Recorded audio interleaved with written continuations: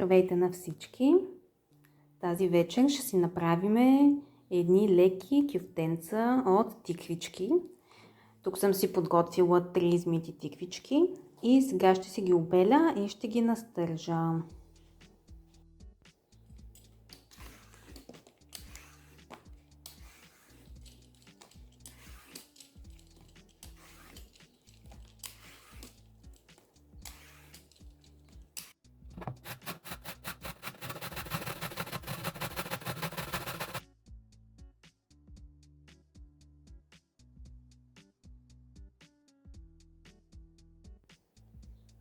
Сега оставяме настърганите тиквички да се отседят за половин час.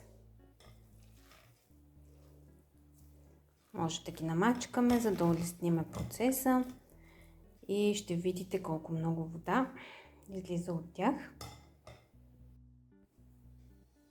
Сега, когато тиквичките вече са готови, си добавяме 2 яйца.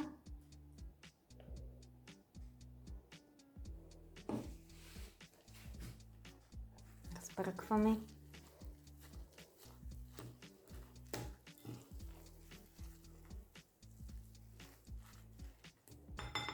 Добавяме си сол. Всеки колкото обичам. Добавяме си малко индийско орехче. Придава много хубав вкус. Малко чесън на прах или пресен чесън.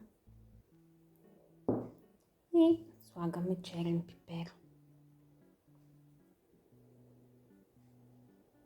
Може да добавите и други подправки, в зависимост от вашия вкус. Разбъркваме си хубаво. Слагаме 200 грама брашно.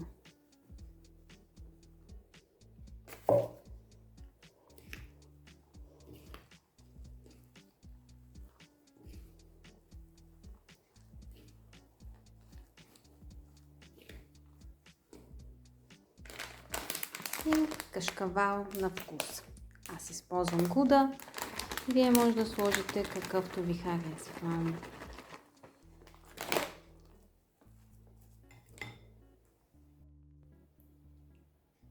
Оформяме си кюфтенцата. Ето така. И ги слагаме да се пекат около половин час на 180 градуса. Ето ги нашите готови кюфтенца. Изглеждат много вкусно.